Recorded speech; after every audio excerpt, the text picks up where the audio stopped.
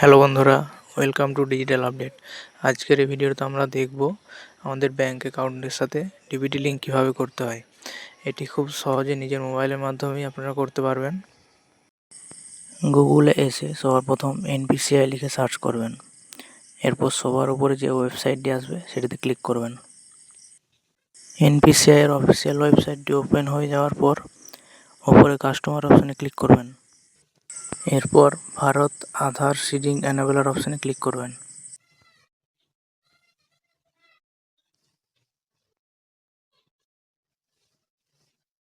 Left সাইডে আধার seeding residing অপশানে click করবেন। এরপর এখানে আধার নাম্বারটি দিতে বলবে, আপনি আধার নাম্বারটি বসিয়ে দেবেন। রিকোয়েস্ট অফ আধারে সিডিং অপশানটি সিলেক্ট করবেন। এবার সিলেক্ট ইওর ব্যাঙ্কে গিয়ে আপনার যে ব্যাঙ্কে অ্যাকাউন্ট আছে সেই ব্যাঙ্কটি সিলেক্ট করবেন। সিডিং টাইপে ফ্রেশ সিডিং সিলেক্ট করবেন।